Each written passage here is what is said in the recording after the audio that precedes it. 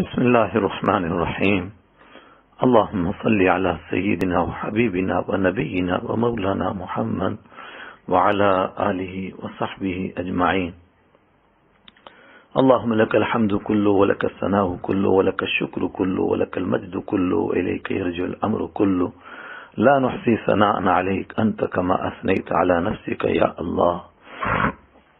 سامعین کرام، حضرت رسول اکرم صلی اللہ علیہ وسلم کی مبارک اور پاکیزہ زندگی سننے کا جو سلسلہ آپ نے شروع کیا تھا، آج آپ اس کی 43ویں مجلس میں ہیں. رات کا بیشتر حصہ گزر چکا ہے، لیکن آج کا موضوع ایسا ہے کہ اس کو چھوڑے بغیر سونے کا دل نہیں کر رہا ہے. اللہ تعالی ہماری اس محنت کو قبول فرمائے. آج آپ حضرت رسول اکرم صلی اللہ علیہ وسلم کا آخری حج، آپ کا حجۃ الوداع، آخری حج اور پھر آخرت کے سفر کی تیاری کا واقعہ سنیں گے. اللہ تعالی میرے کہنے اور آپ کے سننے میں برکت عطا فرمائے اور ہمیں اپنی زندگیوں میں کچھ انقلاب لانے کی توفیق عطا فرمائے. اپنی زندگیوں کو اپنے پیارے حبیب، اللہ کے پیارے حبیب صلی اللہ علیہ وسلم کی سنتوں میں ڈھالنے کی ہمیں توفیق عطا فرمائے.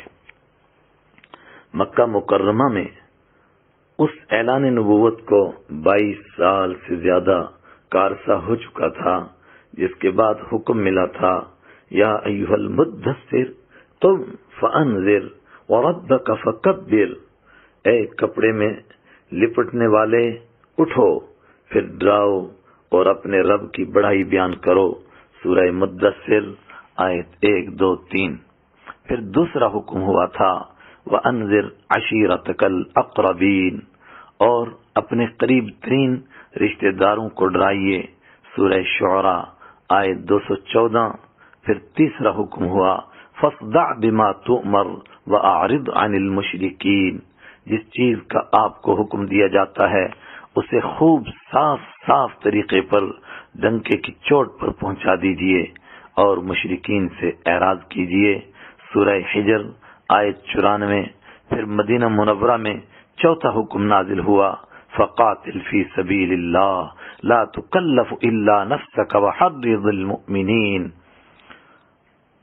تو آپ صلی اللہ علیہ وسلم اللہ کی راہ میں قتال کیجئے. آپ مکلف نہیں ہیں مگر اپنی جان کے اور ایمان والوں کو ترغیب دیجئے. سورہ النساء آیت 84. پھر پانچواں حکم نازل ہوا، یا ایھا الرسول بلغ ما انزل الیک من ربک وان لم تفعل فما بلغت رسالته واللہ یعصمک من الناس ان اللہ لا یہدی القوم الکافرین. اے رسول صلی اللہ علیہ وسلم، آپ پہنچا دیجئے جو کچھ آپ کے رب کی طرف سے آپ پر نازل کیا گیا ہے، اور اگر آپ نے ایسا نہ کیا تو آپ نے اللہ کا پیغام نہ پہنچایا اور لوگوں سے اللہ آپ کی حفاظت فرمائے گا. بے شک اللہ کافر لوگوں کو راہ نہیں دکھاتا.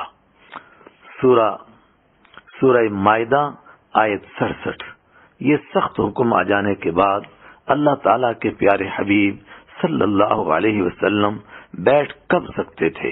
آپ سن چکے گزشتہ مجالس میں.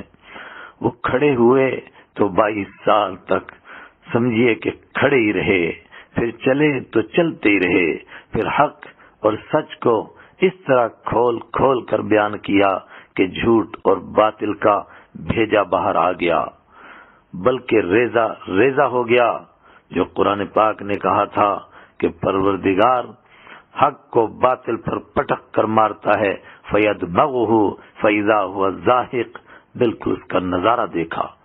ظلم و جور کا خاتمہ ہو گیا، یہاں تک کہ یہودیوں کو دین کے نام پر چلنے والا اپنا سیاسی تنور بجھتا ہوا دکھائی دینے لگا اور اپنا سرداری کا تخت پلٹتا ہوا محسوس ہونے لگا.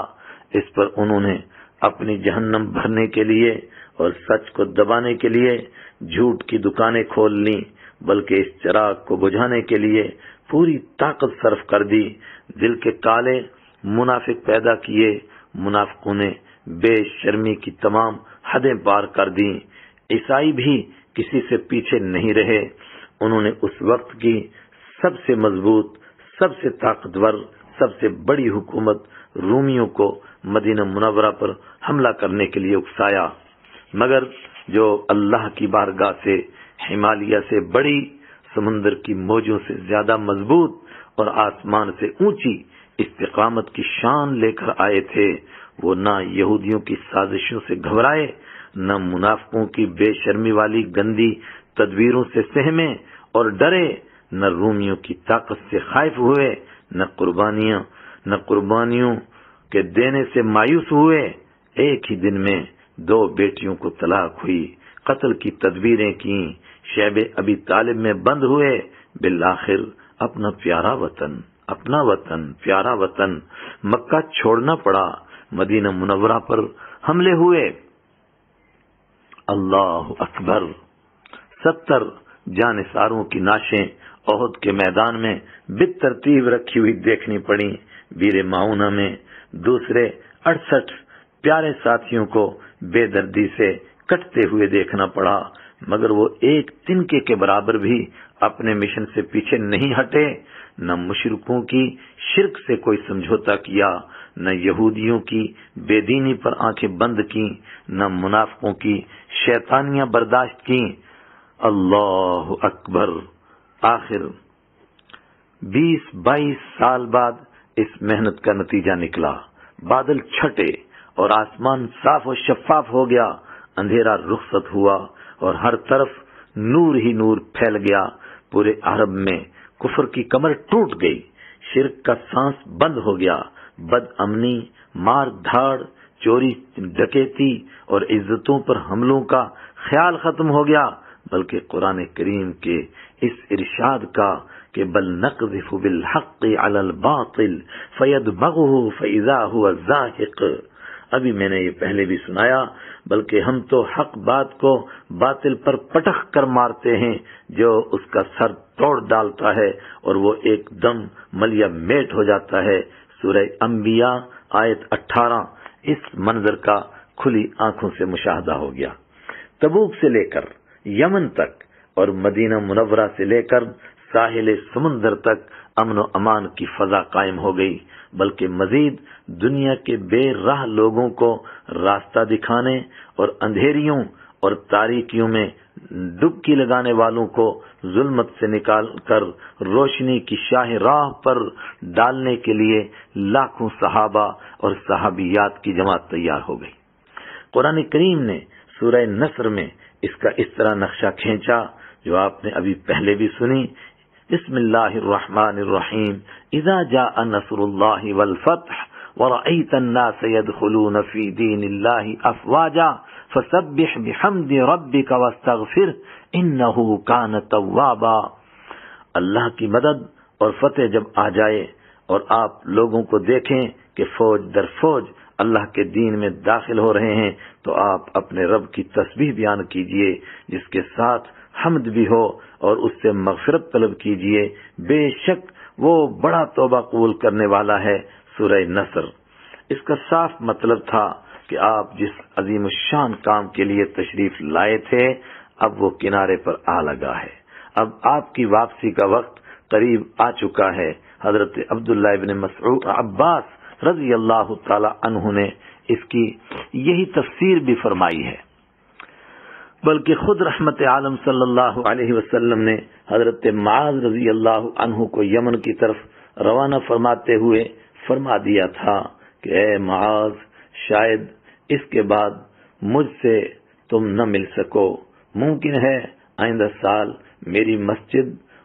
میری مسجد میں میری قبر کے قریب سے تم گزرو گے۔ مسند امام احمد۔ بس اسی موقع پر پروردگار نے اپنے حبیب صلی اللہ علیہ وسلم کو اس بڑی محنت کے نتیجے کا نظارہ کروانے کا فیصلہ کر لیا۔ اس کے لیے حج کا حکم ہوا، مگر اس سے پہلے سن 9 ہجری میں حضرت ابوبکر صدیق رضی اللہ تعالی عنہ کی زیر قیادت حج کروا کے اس کا ماحول بنایا گیا جو ہم سن چکے. شرک اور کفر والے رسم و رواج کو ختم کیا گیا. تو سن 10 ہجری میں حضرت رحمت عالم صلی اللہ علیہ وسلم کو صحابہ کرام کی نورانی جماعت کے ساتھ حج کرنے کا حکم مل گیا. حج کیا تھا؟ سبحان اللہ. مدینہ پاک سے روانگی کی کیا شان تھی. ذی قعدہ سن 10 ہجری میں اعلان عام ہوا کہ رحمت عالم صلی اللہ علیہ وسلم اس سال حج فرما رہے ہیں. آپ صلی اللہ علیہ وسلم بھی اپنی تقریروں اور خطبوں میں بار بار اشارے فرماتے تھے کہ مجھ سے دین سیکھ لو، شاید آئندہ سال ہماری ملاقات نہ ہو. پھر کیا تھا؟ اس اعلان کے بعد ایسا ہو گیا جیسا کہ انسانوں کا سمندر ٹھاٹھے مار رہا ہو اور حج کے لیے اولاد آدم کا سیلاب امڑ آیا ہو. 25 یا 26 ذی قعدہ سن 10 ہجری ہفتہ کے دن رحمت عالم صلی اللہ علیہ وسلم نے غسل فرمایا. ہفتہ سمجھے سنیچر کے دن. اور ظہر کی نماز کے بعد مدینہ منورہ سے اس طرح نکلے کہ 9 ازواج مطہرات یعنی ساری بیویاں اور لخت جگر حضرت فاطمہ الزہرا رضی اللہ عنہا آپ کے ہمراہ تھیں. آگے پیچھے دائیں بائیں انسانوں کا ٹھاٹھے مارتا ہوا سمندر تھا. یہاں سے نکل کر مقام ذوالحلیفہ میں رات کو قیام فرمایا جو مدینہ منورہ کی جانب سے آنے والوں کے لیے میقات ہے اور مدینہ سے 10 کلومیٹر صرف دور ہے. دوسرے دن دوبارہ غسل فرمایا اور ایک چادر کو ازار بنا کر یعنی لنگی بنا کر اور دوسری کو اوپر سے اوڑھ لیا. پھر نماز ظہر کے بعد حج و عمرہ دونوں کی نیت سے احرام باندھا اور بآواز بلند توحید کے وہ نغمات گائے جنہیں حج و عمرے کا ذکر اور ترانہ کہا جاتا ہے. لبیک اللہم لبیک لبیک لا شریک لک لبیک ان الحمد والنعمت لک والملک لا شریک لک. میں حاضر ہوں اے اللہ، میں حاضر ہوں تیرا کوئی شریک نہیں. تمام تعریفیں اور تمام نعمتیں تیرے ہی لیے ہیں اور بادشاہت میں تیرا کوئی شریک نہیں ہے. پھر اپنی قصوہ نامی اونٹنی پر سوار ہو کر دوبارہ یہی کلمات پڑھے اور اونٹنی تھوڑی آگے بیدا نامی پہاڑی پر چڑھی تو آپ صلی اللہ علیہ وسلم نے ذکر کے یہی کلمات پھر ادا فرمائے. حضرت جابر رضی اللہ عنہ فرماتے ہیں اس وقت میں نے نظر اٹھائی، کیا دیکھتا ہوں، آگے پیچھے دائیں بائیں انسانوں کا ٹھاٹھے مارتا ہوا سمندر تھا. اور جب صحابہ کرام اس کے جواب میں انہی کلمات کا ذکر کرتے تھے، آپ صلی اللہ علیہ وسلم کے بعد وہ جواب میں یہی ذکر کرتے تھے تو پورا علاقہ گونج اٹھتا تھا. اس طرح یہ مبارک قافلہ اپنے مالک کی توحید کے نغمات گنگناتے اور اس ذکر کی نورانی کرنوں کو پھیلاتے ہوئے ذوالحلیفہ سے چل کر مختلف مقامات پر پڑاؤ ڈالتے ہوئے 8ویں دن شام کے وقت مکہ مکرمہ کے کنارے پر مقام صرف کے ذی طویٰ میدان میں پہنچ گیا. رات اسی مقام پر گزاری. صبح سویرے رحمت عالم صلی اللہ علیہ وسلم نے غسل فرمایا اور دوسرے دن 4 ذی الحجہ سن 10 ہجری بروز اتوار صبح کے وقت مکہ مکرمہ میں داخل ہوئے. البدایہ والنہایہ جلد 5 صفحہ 145. مکہ مکرمہ میں قافلے کا علم ہوا تو لوگ خوشی سے باہر نکل آئے. ہاشمی خاندان کے بچے خوشی میں اچھلتے کودتے دوڑتے سواری مبارک کے ساتھ چپک گئے. رحمت عالم صلی اللہ علیہ وسلم نے محبت میں کسی کو آگے اور کسی کو پیچھے اپنی اونٹنی پر بٹھا لیا. کعبہ پاک پر نظر پڑی تو یہ دعا ہونٹوں پر آ گئی، اللہم زد بیتک ھذا تعظیما و تشریفا. اے اللہ اپنے اس گھر کی عظمت اور شرف میں زیادتی فرما. معجم طبرانی. خانہ کعبہ پر نظر پڑتے ہی لبیک اللہم لبیک والا ذکر بند کر دیا گیا. پھر طواف کے لیے حجر اسود والے کونے پر پہنچ کر استعلام فرمایا، یعنی حجر اسود کے کنارے پر ہاتھ مبارک رکھ کر بوسہ دیا اور اپنی دائیں جانب سے طواف شروع فرمایا۔ پہلے 3 چکروں میں رمل فرمایا، یعنی سینہ تان کر اکڑتے ہوئے بہادری دکھاتے ہوئے پہلوانوں کی چال چلے، اور دایاں کندھا مبارک ننگا تھا۔ بقیہ 4 چکروں میں معمولی رفتار سے چلے۔ 7 چکر مکمل فرما کر یہ آیت وَاتَّخِذُوا مِن مَّقَامِ إِبْرَاهِيمَ مُصَلًّى سورہ بقرہ آیت 125 تلاوت فرماتے ہوئے مقام ابراہیم پر تشریف لے گئے۔ پھر مقام ابراہیم سے تھوڑا پیچھے ہٹ کر طواف کی 2 رکعت ادا فرمائیں۔ راوی کہتے ہیں میرا خیال ہے آپ صلی اللہ علیہ وسلم نے ان میں سورہ کافرون اور سورہ اخلاص پڑھی۔ پھر حجر اسود پر تشریف لے گئے اور استعلام فرما کر صفا کی طرف تشریف لے گئے۔ جب صفا کے قریب پہنچے تو یہ آیت تلاوت فرمائی، ان الصفا والمروۃ من شعائر اللہ، بے شک صفا اور مروہ اللہ کی نشانیوں میں سے ہیں، سورہ بقرہ آیت 158۔ پھر جب صفا پر چڑھے اور کعبہ پاک پر نظر پڑی تو زبان مبارک سے یہ بابرکت الفاظ جاری ہو گئے، لا الہ الا اللہ وحدہ لا شریک لہ لہ الملک ولہ الحمد یحیی ویمیت وہو علی کل شیء قدیر، لا الہ الا اللہ وحدہ انجز وعدہ ونصر عبدہ وحزم الاحزاب وحدہ۔ اللہ اکبر۔ ان الفاظ کا ترجمہ، ان مبارک کلمات کا ترجمہ سننے سے پہلے پلٹ کر اس دور کو بھی دیکھیں جب آپ تنہا تھے، اعلان فرما رہے تھے اور ابو جہل جیسے لعین کہہ رہے تھے کہ ہماری آواز پر پورا مکہ بھر جائے گا ہمارے حمایتیوں سے۔ آج دیکھیں کیا منظر ہے۔ اللہ اکبر۔ اسی کا یہ شکر ہے، اللہ کے سوا ترجمہ، اللہ کے سوا کوئی عبادت کے لائق نہیں، وہ تنہا ہے، اس کا کوئی شریک نہیں ہے، اسی کے لیے بادشاہت ہے اور اسی کے لیے تعریفیں ہیں۔ وہ زندہ کرتا ہے اور مارتا ہے اور وہ ہر چیز پر قادر ہے۔ اللہ کے سوا کوئی عبادت کے لائق نہیں ہے، وہ تنہا ہے۔ اس نے اپنا وعدہ پورا کر دکھایا، اس نے اپنا وعدہ پورا کر دکھایا۔ انجز وعدہ، کیا وعدے سب پورے کر دکھائے اور اپنے بندے کی مدد فرمائی اور اکیلے نے تمام لشکروں کو شکست دے دی۔ جو مکہ میں وعدہ تھا سیہزم الجمع ویولون الدبر بل الساعة موعدهم والساعة ادہا وامر، اسی کی طرف اشارہ ہے۔ اللہ نے وعدہ فرمایا تھا، آج اس کا منظر دکھایا جا رہا ہے، کیسے پورے ہوئے وعدے۔ یہ کلمات 3 مرتبہ دہرائے اور اسی دوران اور دعائیں بھی مانگی۔ پھر صفا سے مروہ کی جانب روانہ ہوئے اور نشیبی جگہ میں پہنچے جہاں آج ہری بتیاں ہیں تو تھوڑے تیزی سے چلے۔ پھر مروہ پر پہنچ کر بالکل ویسا ہی کیا جیسا صفا پر کیا تھا۔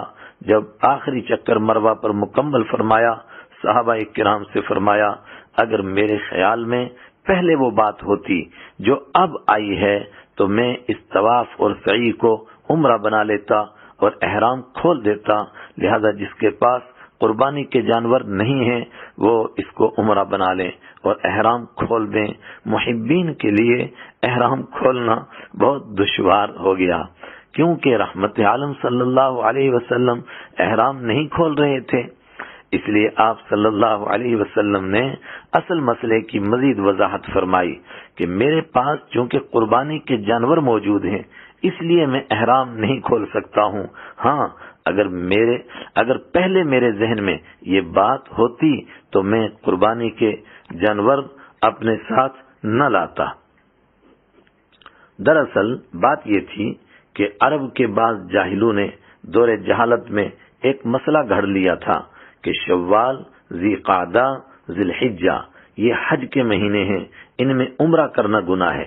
آپ صلی اللہ علیہ وسلم اسی رسم کو ختم فرمانا چاہتے تھے۔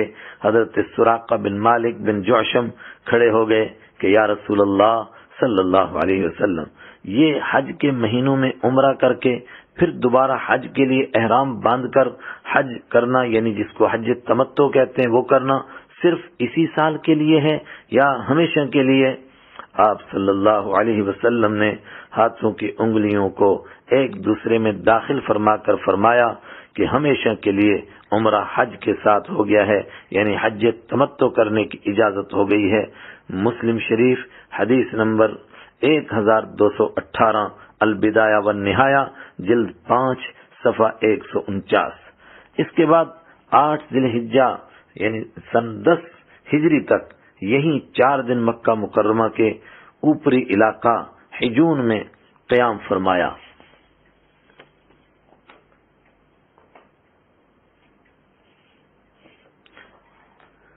چار دن قیام فرمانے کے بعد رحمت عالم صلی اللہ علیہ وسلم جب یہ مینا کی طرف روانگی کا ارادہ فرمایا، رحمت عالم صلی اللہ علیہ وسلم جب مدینہ منورہ سے نکلے تھے اس وقت آپ کے ساتھ 40,000 صحابہ کرام تھے، مگر مکہ المکرمہ تک پہنچتے پہنچتے بطور خاص عرفات کے میدان میں یہ مجمع 1,24,000 یا 1,44,000 تک پہنچ گیا تھا، کیونکہ ہر امتی کی ایک ہی آرزو تھی کہ آپ صلی اللہ علیہ وسلم کے مبارک قدموں کی دھول بن جاؤں اور آپ کے قدموں کی دھول کو آنکھوں کا سرما بنا لوں اور ہر ایک بات آنکھوں سے دیکھ کر آج سیکھ لوں، نہ جانے کل کیا ہوگا۔ اللہ اکبر، ہر ایک کی یہ تمنا تھی۔ جن صحابہ کرام نے احرام کھول دیا تھا 8 ذی الحجہ کو انہوں نے احرام باندھ لیا، تو تمام صحابہ کرام آپ صلی اللہ علیہ وسلم کی معیت میں نماز فجر کے بعد مینا کی طرف چل پڑے۔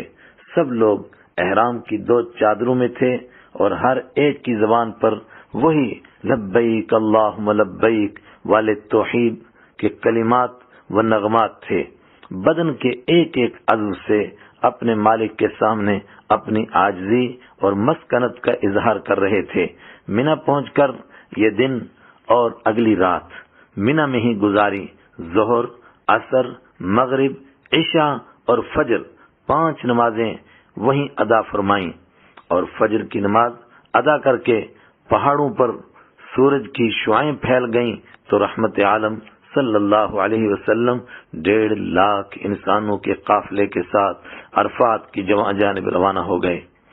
دور جہالت میں قریش نے ایک نئی رسم اور بدعت یہ ایجاد کر لی تھی کہ ہم بخشے بخشائے ہیں، ہمیں عرفات جانے کی کیا حاجت ہے۔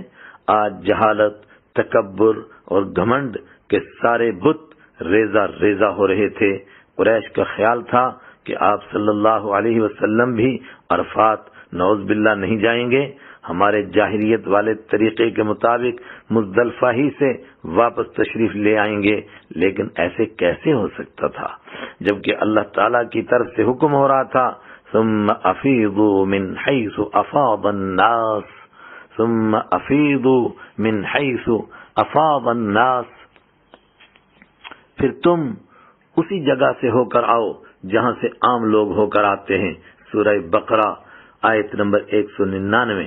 پھر اسی طرح ہوا، آپ صلی اللہ علیہ وسلم سیدھے عرفات تشریف لے گئے، جہاں مسجد نمرہ ہے وہاں آپ صلی اللہ علیہ وسلم کا خیمہ لگایا گیا۔ آپ صلی اللہ علیہ وسلم نے وہاں قیام فرمایا۔ پھر جب زوال کا وقت ختم ہو گیا تو آپ صلی اللہ علیہ وسلم اپنی قصوہ اونٹنی پر بیٹھ کر آگے میدان میں تشریف لے گئے، اور اونٹنی پر بیٹھے بیٹھے ساری دنیا اور ساری انسانیت کو سامنے رکھ کر کے ساری دنیا اور ساری انسانیت کو سامنے رکھ کر سب کے سامنے ایک خطبہ ارشاد فرمایا۔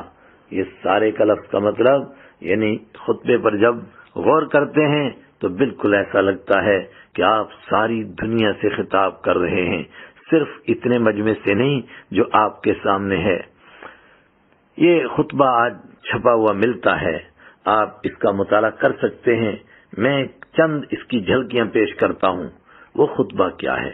معانی اور مطالب کا ایک گہرا سمندر ہے جو الفاظ کے کوزے میں بند کر دیا گیا ہے۔ حمد و ثنا اور اعلان رسالت کے بعد دور جہالت کی تمام باتوں کے متعلق فرمایا الا کل شیء من امر الجاہلیہ تحت قدمی موضوع، سنو جاہلیت کے تمام رسم و رواج میرے پاؤں تلے روند دیے گئے ہیں۔ یہ جہالت کے رسم و رواج کیا تھے؟ آج تک پوری دنیا میں سب سے بڑی بیماری نسل، علاقہ، زبان اور رنگ کے فخر کی تھی۔ آج عرفات کے میدان سے پوری انسانیت کے لیے اعلان ہو رہا تھا لیس للعربی فضل علی العجمی ولا فضل للعجمی علی العربی کلکم بنو آدم وآدم من التراب۔ کسی عربی کو کسی اجمی پر اور کسی اجمی کو کسی عربی پر کوئی فضیلت نہیں ہے، تم سب حضرت آدم علیہ السلام کی اولاد ہو اور حضرت آدم علیہ السلام مٹی سے بنائے گئے تھے۔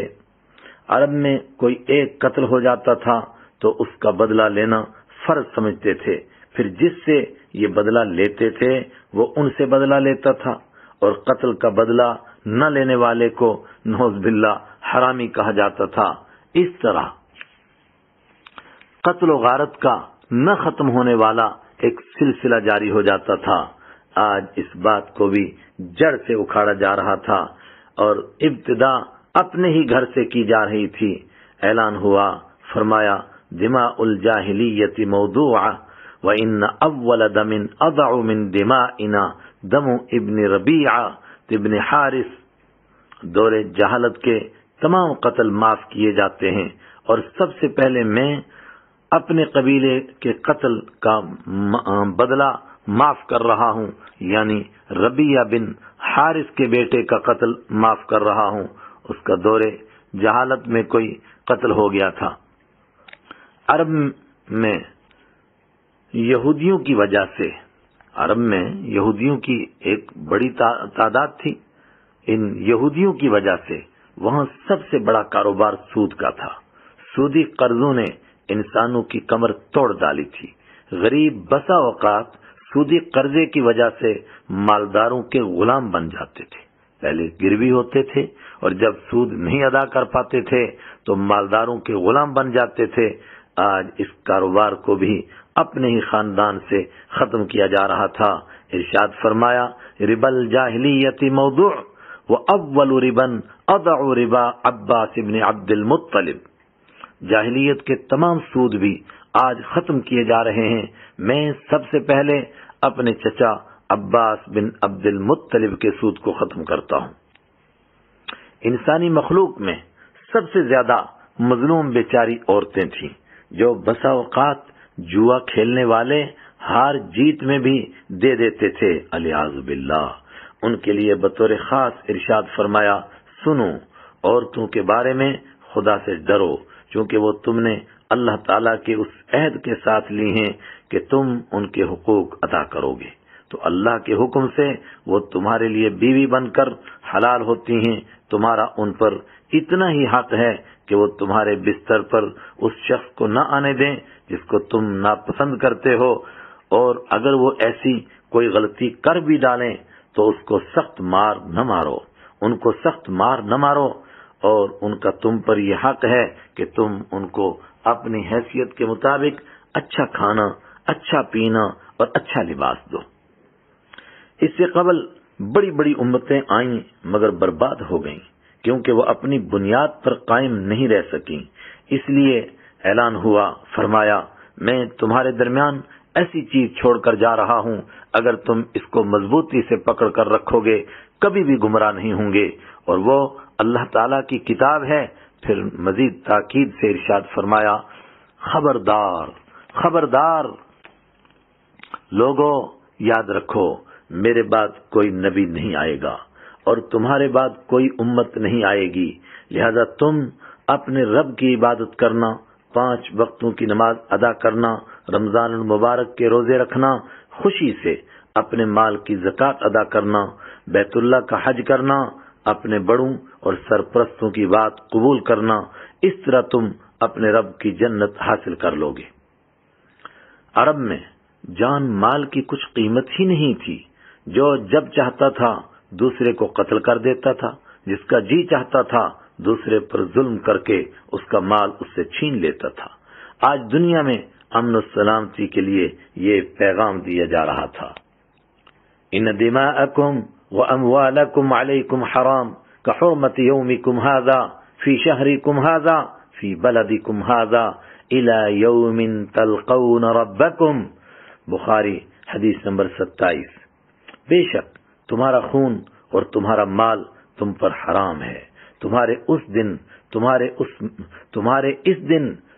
اس مہینہ اور اس شہر میں حرمت کی طرح، جس طرح تم اس کو محترم سمجھتے ہو اس طرح یہ بھی محترم ہے تمہارے اپنے رب سے ملاقات کے دن تک۔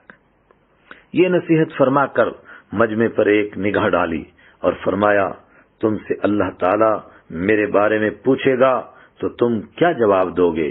صحابہ کرام نے یک زباں ہو کر جواب دیا، ہم جواب دیں گے۔ آپ صلی اللہ علیہ وسلم نے اللہ تعالیٰ کا پورا پیغام پہنچا دیا، اپنا فرض ادا کر دیا، خیر خواہی کا حق ادا کر دیا۔ اس پر آپ صلی اللہ علیہ وسلم نے اپنی شہادت کی انگلی آسمان کی طرف اٹھائی، پھر جھکائی، اس طرح کر کے فرمایا، اللہم اشہد، اللہم اشہد، اللہم اشہد، اے اللہ تو گواہ رہنا، اے اللہ تو گواہ رہنا، اے اللہ تو گواہ رہنا، ایسا 3 بار فرمایا۔ تعجب والی بات یہ تھی کہ ادھر آپ صلی اللہ علیہ وسلم یہ نصیحت فرما رہے تھے، ادھر اسی وقت اللہ تعالیٰ کی طرف سے بالکل آخری پیغام کے طور پر یہ آیت نازل ہو رہی تھی، اليوم اکملت لکم دینکم واتممت علیکم نعمتی ورضیت لکم الاسلام دینا فمن اضطر فی مخمصۃ غیر متجانف لإثم فإن اللہ غفور رحیم۔ سورہ مائدہ آیت نمبر 3۔ آج میں نے تمہارے لیے تمہارا دین مکمل کر دیا، تم پر اپنی نعمت پوری کر دی اور تمہارے لیے اسلام کو دین کے طور پر ہمیشہ کے لیے پسند کر لیا۔ ہاں، جو شخص شدید بھوک کے عالم میں بالکل مجبور ہو جائے بشرطے کہ گناہ کی رغبت کی بنا پر ایسا نہ کر رہا ہو، بے شک اللہ تعالی بہت معاف کرنے والا، بڑا مہربان ہے۔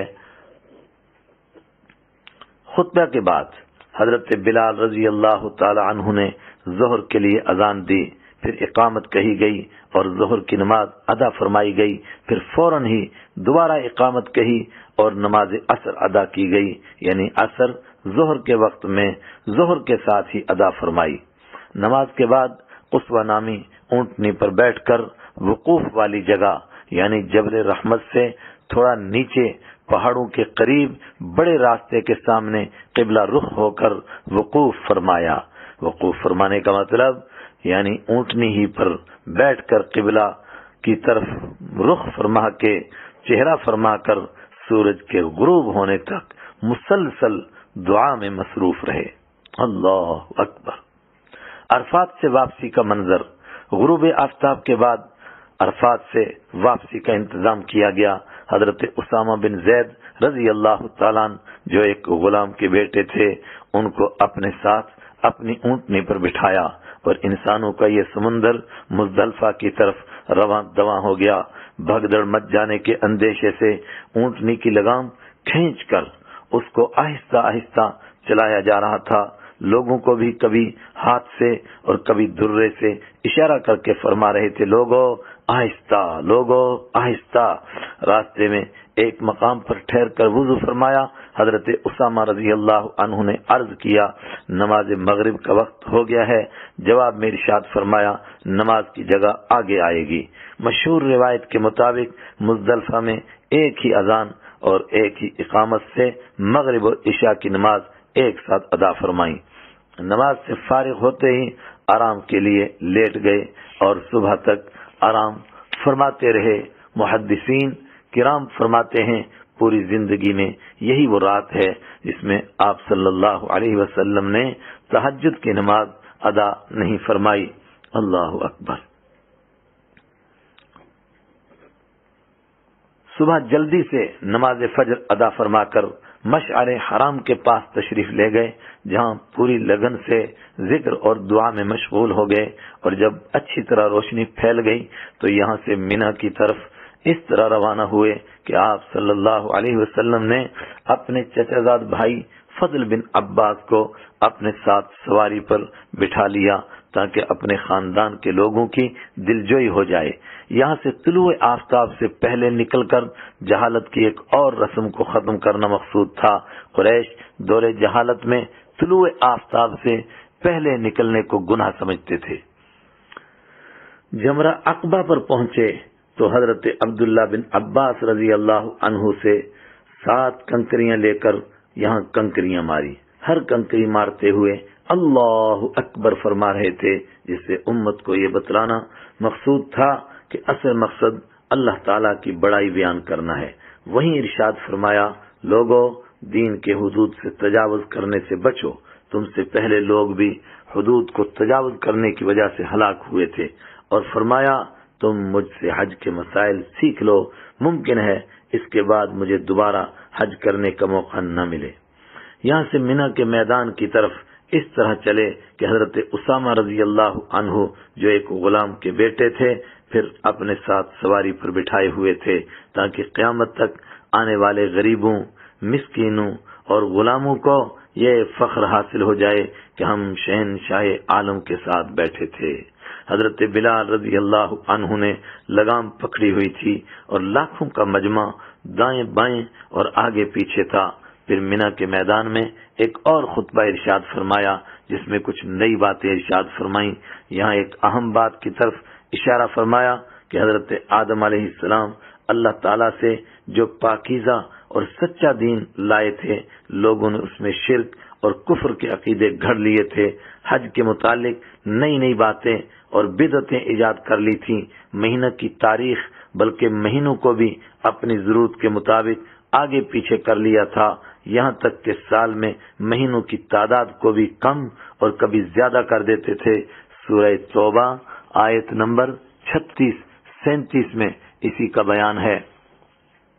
اس کے متعلق فرمایا، بے شک زمانہ گھوم کر آج اس نقطے پر پہنچ گیا ہے جس نقطے پر اس دن تھا جس دن اللہ تعالیٰ نے زمین و آسمان کو پیدا کیا تھا، اور فرمایا سال 12 مہینوں کا ہوتا ہے جن میں 4 مہینے محترم ہیں، ذی قعدہ، ذی الحجہ، محرم اور رجب جو جمادی الثانیہ اور شعبان کے بیچ میں آتا ہے۔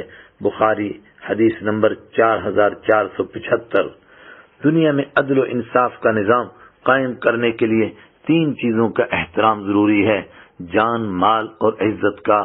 کل کے خطبے میں بھی ان کے احترام کی بات آئی تھی، مگر آج مینا میں اور زیادہ تاکید کے لیے لوگوں سے عجیب انداز سے بات فرمائی۔ لوگوں آج کون سا دن ہے؟ لوگوں نے جواب دیا، اللہ اور اس کے رسول ہی بہتر جانتے ہیں۔ یہ سن کر آپ صلی اللہ علیہ وسلم تھوڑی دیر خاموش رہے، یہاں تک کہ لوگوں نے سمجھا کہ شاید اس دن کا نام بدلنا ہے۔ پھر کچھ دیر کے بعد خود ہی ارشاد فرمایا، کیا آج یوم النحر یعنی قربانی کا دن نہیں ہے؟ صحابہ کرام نے عرض کیا، بے شک ہے۔ پھر ارشاد فرمایا، یہ کون سا مہینہ ہے؟ لوگوں نے پھر وہی جواب دیا۔ آپ صلی اللہ علیہ وسلم پھر تھوڑی دیر خاموش ہو گئے، پھر ارشاد فرمایا، کیا یہ ذی الحجہ کا مہینہ نہیں ہے؟ صحابہ کرام نے عرض کیا، بے شک ہے۔ اسی طرح شہر کے بارے میں دریافت فرمایا، یہ کون سا شہر ہے؟ صحابہ کرام نے پھر وہی جواب دیا۔ آپ صلی اللہ علیہ وسلم نے اسی طرح تھوڑی دیر خاموش رہنے کے بعد فرمایا، کیا یہ بلد حرام یعنی مکہ المکرمہ نہیں ہے؟ صحابہ کرام نے عرض کیا، بے شک ہے۔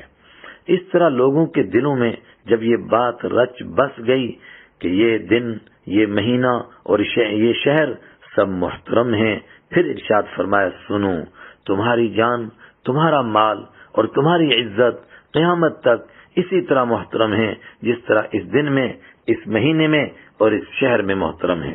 یعنی جس طرح اس دن، اس مہینہ میں اور اس شہر میں کسی پر زیادتی کرنا جرم اور گناہ سمجھا جاتا ہے، یہ ہر جگہ اسی طرح جرم، اسی طرح گناہ اور اسی طرح جرم زیادتی کی بات ہے۔ پھر بآواز بلند اس بات کو مؤکد کر کے فرمایا، میرے بعد گمراہ نہ ہو جانا، کہ ایک دوسرے کی گردن مارنے لگو، تمہیں عنقریب ہی اپنے مالک کی بارگاہ میں پیش ہونا ہے، وہ تمہیں اعمال کے بارے میں پوچھے گا۔ آخر میں اعلان فرمایا، شیطان اس بات سے نا امید ہو گیا ہے، اب تمہارے اس شہر میں قیامت تک شیطان کی پوجا نہیں ہوگی، مگر معمولی باتوں میں تم اس کی بات مانو گے اور اس کی پیروی کرو گے جس پر وہ خوش ہوگا، یعنی تم شیطانی چالوں سے ہوشیار رہنا۔ پھر ارشاد فرمایا، الا هل بلغت، خبردار کیا میں نے تمہیں خدا کے احکام پہنچا دیے؟ سب نے بیک زبان کہا، پہنچا دیے۔ اس پر ارشاد فرمایا، اللہم اشہد، خدایا گواہ رہنا، اور لوگوں کو حکم دیا، فلیبلغ الشاہد الغائب، حاضرین غائبین تک پہنچا دیں۔ یہ بات فرما کر لوگوں کو الوداع فرمایا۔ واضح رہے یہ مکمل خطبہ نہیں بلکہ یہ خطبہ کی چند جھلکیاں ہیں، جس کو مکمل خطبہ دیکھنا ہو وہ احادیث میں پڑھے۔ یہاں سے فارغ ہو کر آپ صلی اللہ علیہ وسلم قربانی کی جگہ تشریف لے گئے، جہاں آپ صلی اللہ علیہ وسلم نے اپنی عمر کے حساب سے 63 اونٹ اپنے مبارک ہاتھوں سے قربان فرمائے، اور 37 اونٹ حضرت علی رضی اللہ تعالیٰ عنہ کے حوالے فرمائے، جن کی قربانی انہوں نے آپ صلی اللہ علیہ وسلم کی طرف سے کی، اور اپنے گھر والوں کی طرف سے گائے کی قربانی فرمائی۔ قربانی سے فارغ ہو کر حضرت معمر رضی اللہ تعالیٰ عنہ سے اپنے سر مبارک کا حلق کروایا، منڈوایا، اور پہلے دائیں جانب سے حلق کروایا، اور وہ بال مبارک حضرت ابو طلحہ انصاری رضی اللہ تعالی عنہ کو عطا فرما دیے۔ پھر بائیں جانب سے حلق کروایا، اور یہ بال بھی حضرت ابو طلحہ رضی اللہ تعالی عنہ کو عطا فرما دیے، اور فرمایا یہ تقسیم کر دو، بخاری و مسلم۔ انہوں نے ایک ایک دو بال کر کے تقسیم فرما دیے، اور صحابہ کرام نے تبرک سمجھ کر حفاظت سے رکھ لیے۔ اس کے بعد اونٹنے پر سوار ہو کر مکہ مکرمہ تشریف لائے اور خانہ کعبہ کا طواف فرمایا، اور یہ طواف سواری پر سوار ہو کر ہی فرمایا تاکہ لوگ طواف کا طریقہ بھی سیکھ لیں اور مسائل بھی دریافت کر لیں۔ پھر بیر زمزم یعنی زمزم کا کنواں، اس پر تشریف لے گئے، جہاں ہاشمی خاندان کے لوگ پانی نکال کر لوگوں کو پلا رہے تھے۔ وہاں پر بھی فرمایا، خاندان عبد المطلب کے لوگوں، اگر مجھے یہ اندیشہ نہ ہوتا کہ مجھے دیکھ کر تمام لوگ خود پانی نکال کر پینے لگ جائیں گے اور تمہارے ہاتھوں سے یہ کام نکل جائے گا، تو میں اپنے ہاتھ سے کنویں سے پانی نکال کر پیتا۔